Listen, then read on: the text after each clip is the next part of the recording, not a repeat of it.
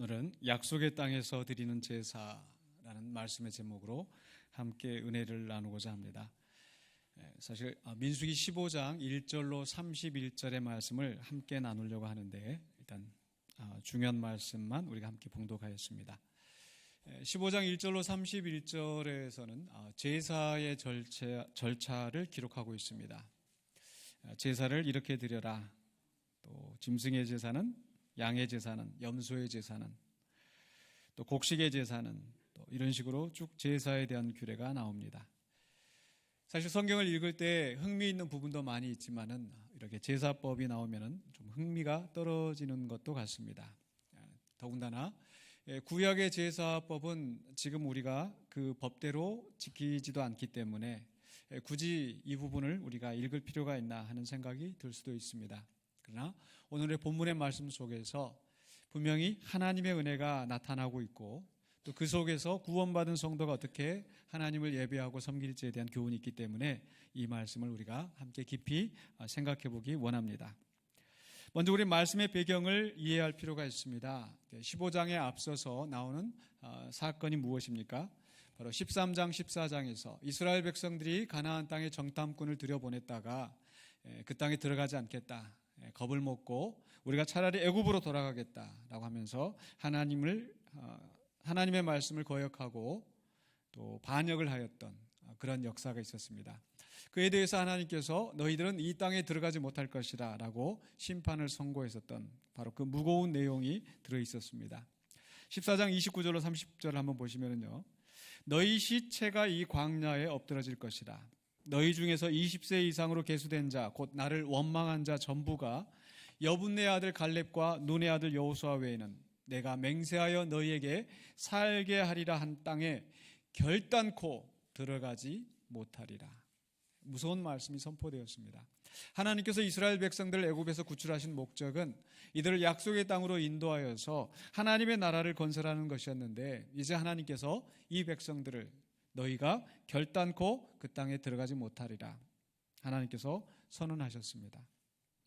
그 이후로 이스라엘 백성들이 뉘우치고 잘못했습니다, 우리가 올라가겠습니다 해서 하나님이 금지하셨음에도 불구하고 그들 중에 일부가 그 땅에 들어갔다가 적군들에게 패하여서 더 이상 우리가 하나님께서 허락하시지 않으면 들어갈 수 없구나 하고 포기하고 돌아설 수밖에 없는 그런 내용, 이 14장의 마지막 내용이었습니다. 결국 하나님의 심판의 선언으로 말미암아 이들은 광야에서 죽을 수밖에 없고 앞으로 40년 동안 방황하게 되는 그런 절망적인 상황이 펼쳐지게 됩니다. 그 이후로 그들이 어떻게 될지 아무도 알 수 없는 그런 비참한 처지였습니다. 이런 상황에서 15장에 와서 하나님께서 제사법을 주시는 뜻이 무엇일까요?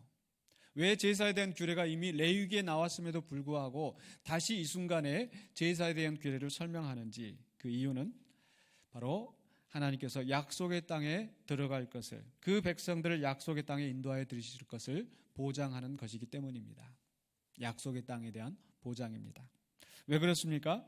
바로 이 제사법을 주시기 전에 하시는 말씀이 15장 2절에 이스라엘 자손에게 말하여 그들에게 이르라. 너희는 내가 주어 살게 할 땅에 들어가서, 14장에서 아까 너희가 결단코 그 땅에 들어가지 못하리라 라고 선언하셨는데 15장에 와서는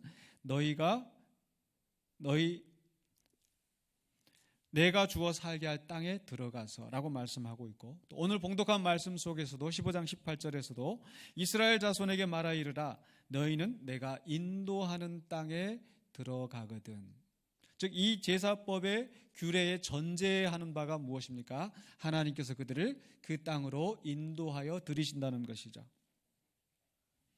이 백성들이 그 땅에 들어가는 것은 더군다나 자기들의 힘으로 들어갈 수 있는 것이 아니고 바로 하나님께서 인도하여 들이신다는 겁니다.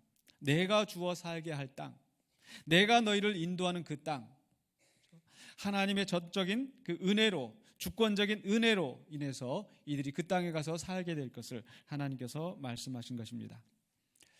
사실 이미 14장에서 하나님께서 심판을 선언하는 중에도 하나님은 은혜의 여지를 남겨두셨어요.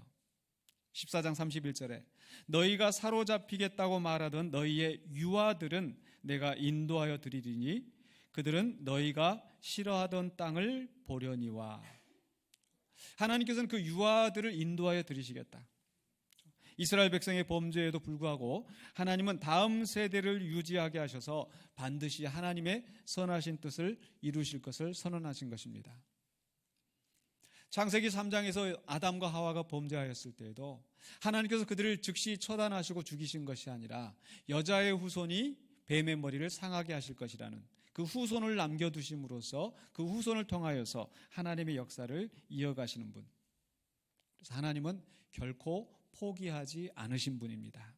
우리의 범죄에도 불구하고 하나님은 우리를 버리지 아니하시고 기어이 하나님의 크신 뜻을 이루어 가시는 은혜의 하나님이신 것을 우리가 알 수 있습니다. 그래서 바로 이 15장에 있는 제사의 규례는 바로 이제 약속의 땅에 들어가는 다음 세대를 위해서 주시는 명령입니다. 비록 이 출애굽한 세대는 광야에서 방황하고 죽어나갈지라도 그 시체가 광야에서 사라질지라도 그 백성의 역사는 끊기지 아니하고 하나님은 반드시 그 다음 세대를 이끌어서 그 땅에 정착하게 하실 것, 바로 약속의 땅에 대한 보장이 있는 것입니다. 이것은 오늘 우리에게도 중요한 교훈의 말씀을 줍니다. 바로 우리는 예수 그리스도로 말미암아 하나님의 자녀된 성도이고, 그래서 예수님이 하나님의 아들이시며 그리스도 되심을 믿는 성도라면 우리는 어떠한 처지에 놓여 있습니까? 아직 약속의 땅에 들어갈 것인가 못 들어갈 것인가 불확실한 것이 아니라 이미 우리는 약속의 땅에 들어가도록 예정되어 있는, 준비되어 있는 자들이라는 것입니다. 이것은 믿습니까? 즉 구원받을 것인지 못 받을 것인지 그 기로에 서 있는 것이 아니라 이미 사망에서 생명으로 옮겨진 자들이라. 그렇기 때문에 이 말씀은 약속의 땅에 들어가는 그 백성들을 향해 주신 이 명령은 오늘 우리들에게도 적용되는 말씀이라는 겁니다. 그러면 약속의 땅에서 우리가 어떻게 살 것인가? 바로 거기에 대해서 세 가지 제사의 말씀을, 제사의 규칙을 하나님께서 주시고 있습니다. 첫 번째로는요, 1절로 16절에서는 바로 헌신의 제사입니다. 15장 3절에서 여호와께 화제나 번제나 소원을 갚는 제사나 낙헌제나 정한 절기제에 소나 양을 여호와께 향기롭게 드릴 때에, 특별히 여기에서는 짐승의 제사를 설명하고 있는데 양이나 염소 또는 소로 드리는 희생 제물로 하나님 앞에 드리는 것인데, 이 제사들은 화제나 번제나 자원제나 소원제나 낙헌제나 이 모든 것들은 시시때때로 이 백성들이 하나님 앞에 자원하여 드리는 제사입니다. 즉 우리의 왕 되신 하나님께 우리의 사랑을, 우리의 충성을, 우리의 헌신을 고백하면서 드리는 것입니다. 이것은 앞에서 지금까지 백성들이 보였던 그 태도와 대조가 되죠. 지금까지 광야에서 이 백성들의 모습은 어떠했습니까? 물이 없다고 불평하고 먹을 것이 없다고, 고기를 못 먹는다고 원망하고 불평하던 그런 모습에서 이제 그들이 약속의 땅에 들어가서는 하나님 앞에 감사하고 헌신하는 그런 모습이 될 것을 하나님께서 기대하시고 그것을 또한 명령하고 있으십니다. 그리고 또한 이러한 제사는 하나님 앞에 향기로운 제사가 된다고 말씀하십니다. 즉 하나님이 만족해 하시는 것입니다. 우리가 맛있는 음식을 우리가 요리되어 있는 걸 볼 때에 우리의 눈이 즐겁고 우리 코가 즐거운 것처럼 우리가 하나님 앞에 드리는 이 예배가, 하나님 앞에 부르는 이 찬양이, 하나님 앞에 드리는 우리의 예물이, 우리의 봉사가 하나님께서 향기롭게 받으시는 제사가 될 줄로 믿습니다. 그래서 하나님은 우리가 이런 헌신의 향기로운 제사를 드리기를 원하십니다. 또한 하나님께서 우리가 하나님 앞에 드릴 때에 교회 안에서만, 예배를 통해서만 드리는 것이 아니라 우리의 삶으로 드리기를 원하십니다. 그렇기 때문에 로마서 12장 1절에서 이렇게 말씀합니다. 그러므로 형제들아, 내가 하나님의 모든 자비하심으로 너희를 권하노니 너희 몸을 하나님이 기뻐하시는 거룩한 산 제물로 드리라. 이는 너희가 드릴 영적 예배니라. 하나님의 모든 자비하심으로 너희를 권한다. 이것은 우리가 하나님 앞에 헌신하고 하나님 앞에 드리는 모든 것들이 하나님의 자비하심에 기초한다는 것입니다. 하나님이 먼저 우리를 사랑하시고 하나님이 우리에게 자비를 베푸셔서 그 사랑하심에 대한 응답으로서 우리가 하나님 앞에 헌신하고 예배하고 예물을 드리는 것인데, 특별히 너희 몸을 드리라, 산제물로 드리라, 이것은 무엇을 의미합니까? 바로 우리의 일상적인 삶 속에서 하나님께 예배가 드려야 된다는 것. 꼭 교회 안에서만이 아니라, 왜 그렇습니까? 바로 하나님의 통치는 이 교회 안에만 머무는 것이 아니라 온 세상에 통하는 것이기 때문에, 온 세상에 뻗치는 것이기 때문에 하나님의 영광이 온 세상에 드러나도록 우리 성도가 가는 곳곳마다 그곳에서 하나님 앞에 헌신하는 우리의 자세가 필요합니다. 바로 우리의 삶의 헌신으로 하나님 앞에 영광 돌리는 저와 여러분이 되시기를 주 이름으로 축원합니다.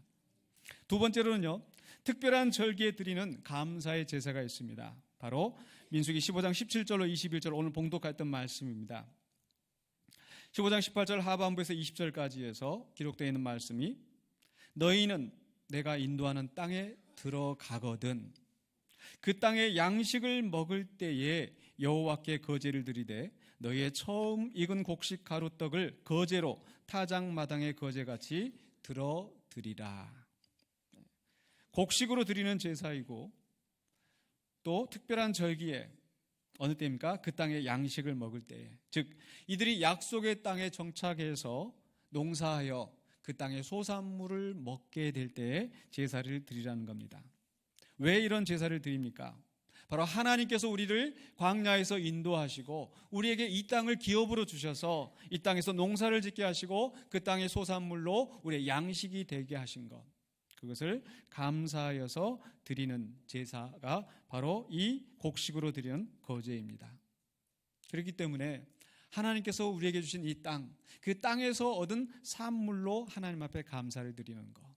오늘 여러분이 보시는 것처럼 우리가 이 땅에서 얻은 여러 가지 결실, 이 열매를 하나님 앞에 감사하여서 하나님 앞에 들어서 바치는 것, 이것이 바로 거제의 의미입니다. 이것이 또한 추수감사절의 기원이기도 했습니다. 바로 청교도들이 신앙의 자유를 찾아서 자기의 나라를, 자기의 고향을 떠나서 박해를 피해서 미국에 도착했을 때, 그 척박한 땅에서 무엇을 할지 알지 못하는 곳에서 하나님의 인도하심 가운데서 그 추위를 이겨내고 새봄을 맞아 농사를 하고 곡식을 거두어서 얻었을 때, 그건 하나님 앞에 맨 먼저 감사의 예배를 드렸습니다. 이것이 바로 추수감사절의 기원입니다. 사실 우리는 부요할 때 하나님을 잊기가 쉽습니다. 잠언 31장에 있었던 것처럼 뭔가 결과물을 얻었을 때 자칫하면 그것이 내 공로가 되는 것처럼 착각을 할 수가 있습니다. 그러나 모든 것이 우리는 하나님의 은혜인 것을 고백해야 됩니다.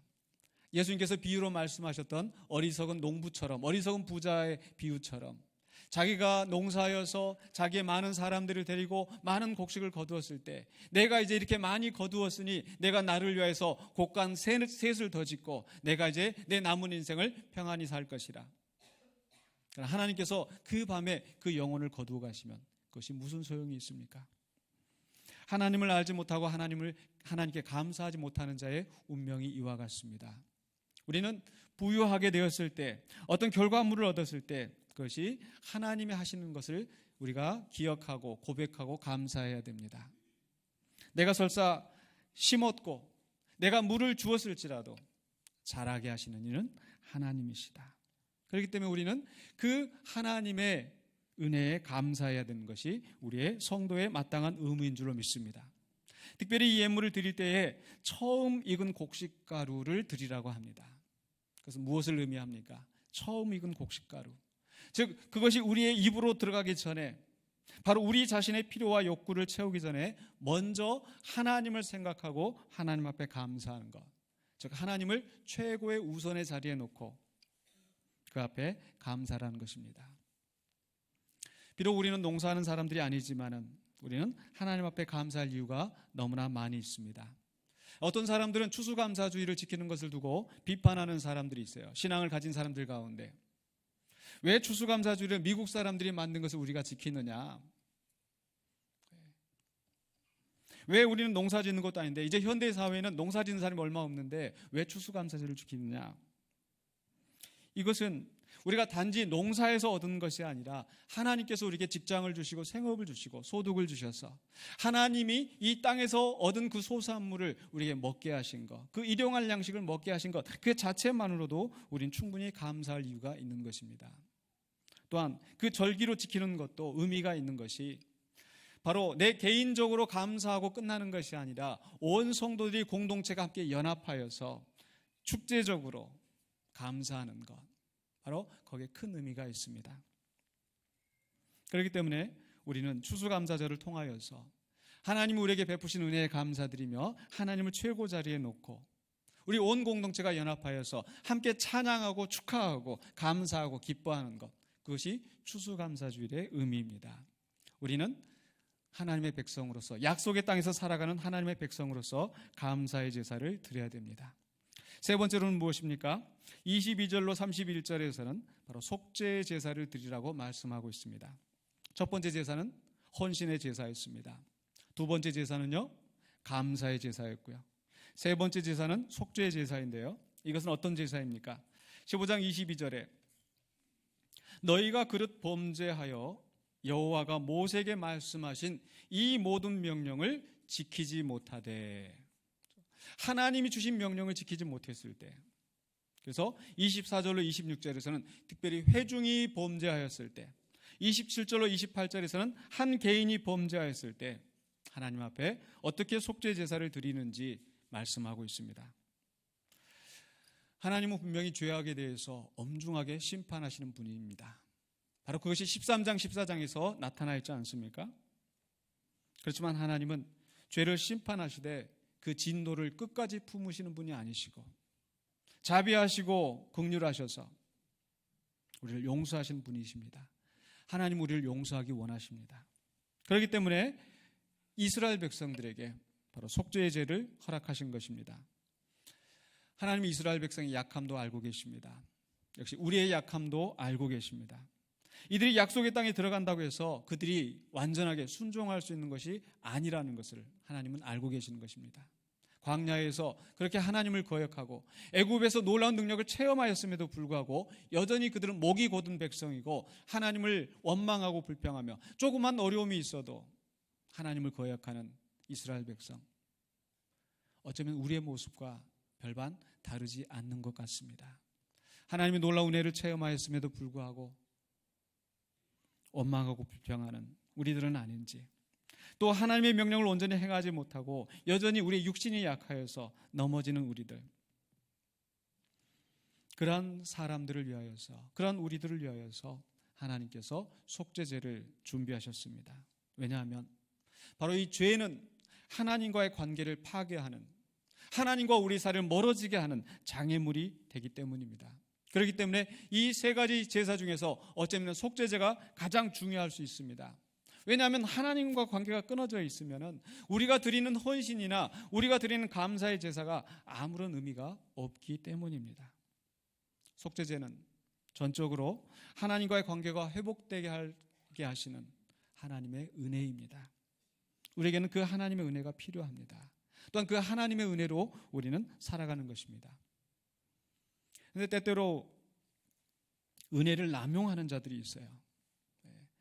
아직까지 속죄제가 있으니까 죄 짓더라도 한번 죄 짓고 속죄제 짓고 속죄제 드리면 되지. 마치 어떤 그 처벌은 그 솜방망이 처벌이어서 차라리 그 죄를 짓고 얻는 유익이 더 많아서 죄를 짓는 사람도 있지 않습니까? 근데 과연 하나님이 그렇게 넘어가시는 분이실까요?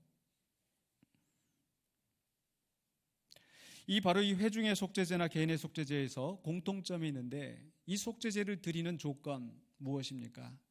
부지 중에 범죄하였을 때, 부지 중에, 즉 우발적인 실수입니다. 고의적이 아니라 하나님의 법을 알고서도 반항하면서 반역하는 죄가 아니라, 그러한 죄는 결코 용서함을 받지 못합니다.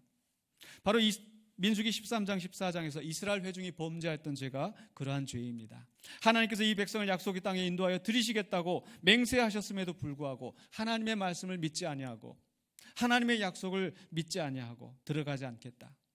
모세와 아론이, 여호수아와 갈렙이 그 백성을 설득함에도 불구하고 여전히 거부하면서 반역하였던 그 죄. 개인적으로도 고의적인 범죄가 있습니다. 바로 16장에서 지난주 우리가 보았었던 것처럼 고라당들이 자기의 욕심으로 그들을 깨우치는 모세의 말에도 불구하고 여전히 거부하면서 고집스럽게 완강하게 나아가는 그러한 죄. 그러한 죄가 아니고 부지 중에 범한 죄에 대해서 하나님께서는 속죄의 은혜를 베푸시기를 원하시는 것입니다. 오늘 이 신약시대의 가장 악질적이고 고의적인 범죄가 무엇입니까? 하나님께서 그 아들을 보내셔서 구원의 길을 열어두셨음에도 불구하고 그 아들을 거부하고 믿지 않는 죄. 바리새인들이 그러했고요, 서기관들이 그러했고, 오늘날 이 시대에도 많은 사람들이 복음을 받아들이지 아니하고 예수님을 거부하였을 때 그것은 바로 고의적인 범죄가 됩니다. 우리는 어떠합니까? 여러분은 어떠하십니까? 여러분 예수 그리스도를 여러분의 주로 그리스도로 영접하십니까? 아멘. 그럴 때 우리 하나님께서 우리의 모든 죄를 사하시고 우리를 용서하신 줄로 믿습니다. 우리는 예수 그리스도로 말미암아 의롭다함을 얻었지만은 그럼에도 불구하고 우리 가운데는 여전히 죄가 남아있는 것을 우리는 경험하고 있고 또 고백하지 않을 수가 없습니다. 그렇기 때문에 우리는 여전히 죄사함의 속죄가 필요합니다. 물론 우리는 양과 염소의 제물을 드리지 않습니다. 왜냐하면 히브리서 9장 12절에 있는 것처럼 염소와 송아지의 피로 하지 아니하고 오직 자기의 피로 영원한 속죄를 이루사 단번에 성소에 들어가셨느니라. 예수 그리스도의 속죄는 해마다 반복되는 것이 아니라, 죄 지을 때마다 반복되는 것이 아니라 단번에 영원히 이루셨기 때문에 더 이상 양과 염소의 피가 우리에게 필요하지는 않습니다. 그렇다고 해서 더 이상 속죄의 그런 제사가 필요 없는가? 아닙니다. 여전히 우리는 바로 우리가 범죄하였을 때 우리가 죄에 대해서 하나님 앞에 고백하고 회개하면서 하나님의 죄사함을 구해야 됩니다. 우리는 일상적으로 끊임없이 죄를 짓습니다. 날마다, 매 순간마다 죄 짓지 아니하고 하루를 넘어간 적이 없는 것을 우리는 잘 압니다. 그렇기 때문에 우리는 매 순간순간마다 우리가 범죄했을 때 하나님 앞에 용서를 비는 기도를 해야 됩니다. 다시 죄 짓지 않도록 기도해야 됩니다. 그래서 우리가 주기도문 가운데 우리 주님이 가르치신 기도 무엇입니까? 우리의 죄를 사하여 주시옵고, 우리의 죄를 사하여 주시옵고, 우리를 시험에 들게 하지 마시옵고. 예수 그리스도로 말미암아 우리는 죄의 짐을 벗어버리고 죄에서 벗어났지만, 죄에서 해방되었지만 여전히 우리는 죄의 지배 아래 있기 때문에 우리는 죄를 고백하고 돌아서는 그런 노력이 우리에게 필요합니다.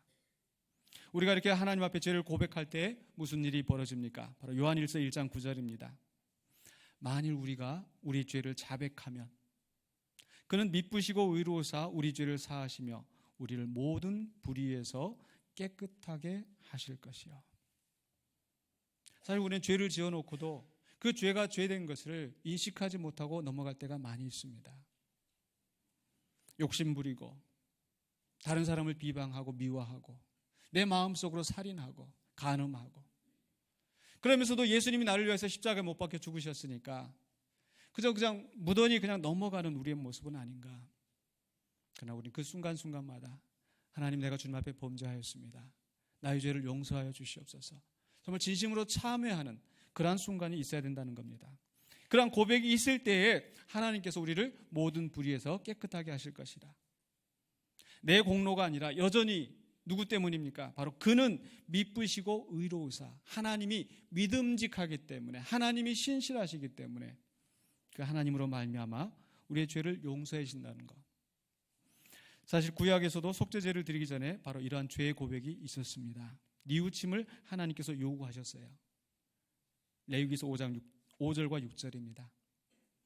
이 중에 하나의 허물이 있을 때에는 아무 일에 잘못하였노라 자복하고, 그냥 양과 염소의 피를 드린다고 해서 되는 것이 아니라 내가 잘못했습니다. 하나님, 내가 이런 범죄를 하였습니다. 자복하고 그 잘못으로 말미암아 여호와께 속죄제를 드리되 양떼나 암컷 어린 양이나 염소를 끌어다가 속죄제를 드릴 것이야. 우리는 더 이상 어린 양이나 염소를 끌어다가 속죄제를 드리지 않습니다. 바로 예수 그리스도께서 그 희생 제물이 되시고 죄의 값을 치르셨기 때문에.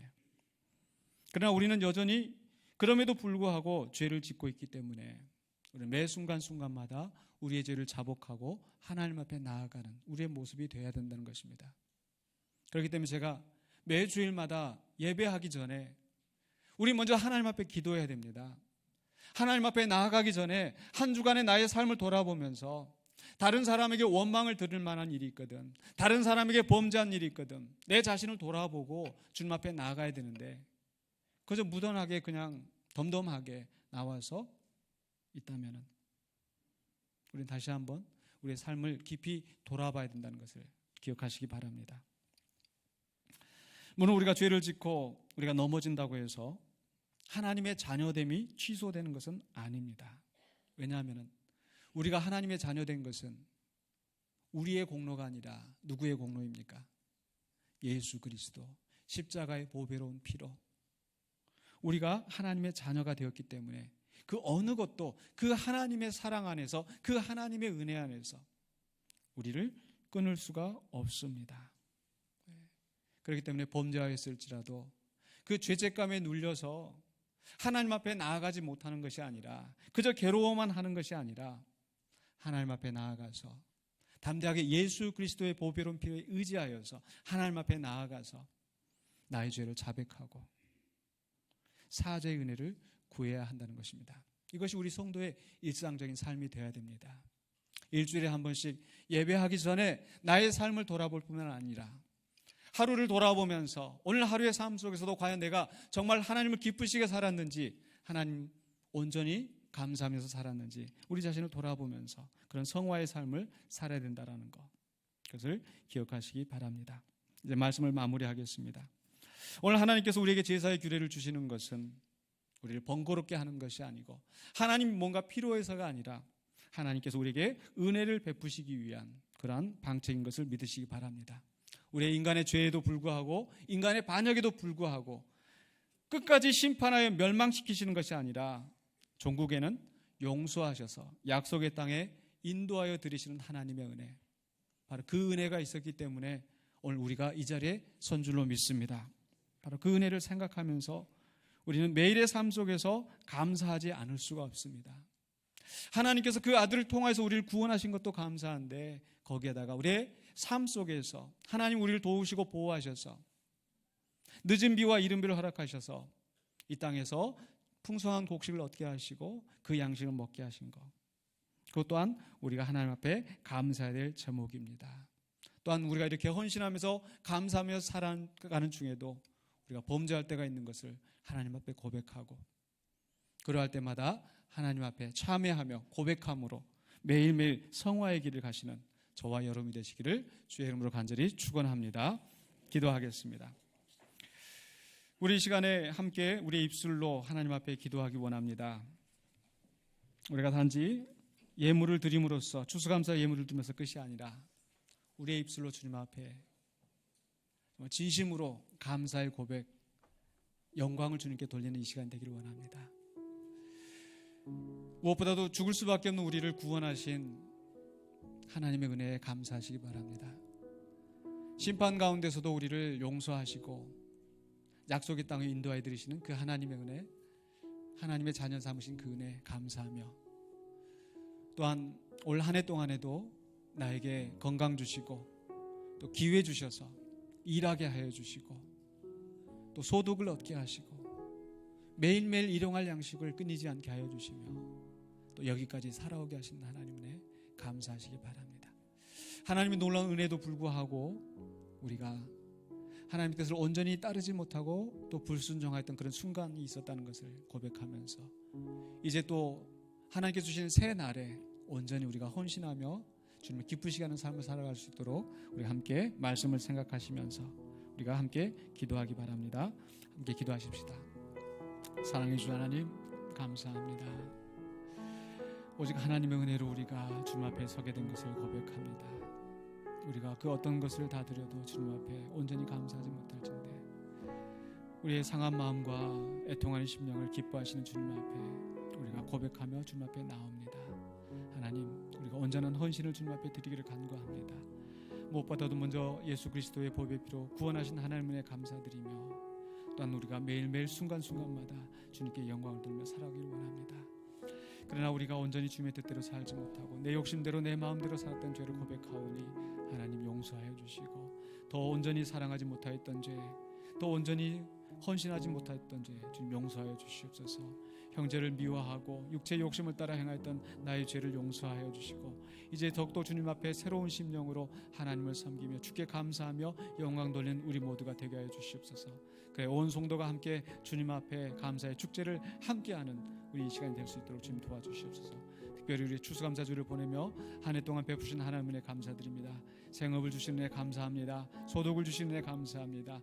일용할 양식을 끊이지 않게 해주신 것 감사드립니다. 하나님께서 베푸신 놀라운 은혜 감사드리며 주께 영광 돌리는 우리 모든 성도가 될 수 있도록 도와주시옵소서. 예수 그리스도 이름으로 간절히 기도하옵나이다. 아멘.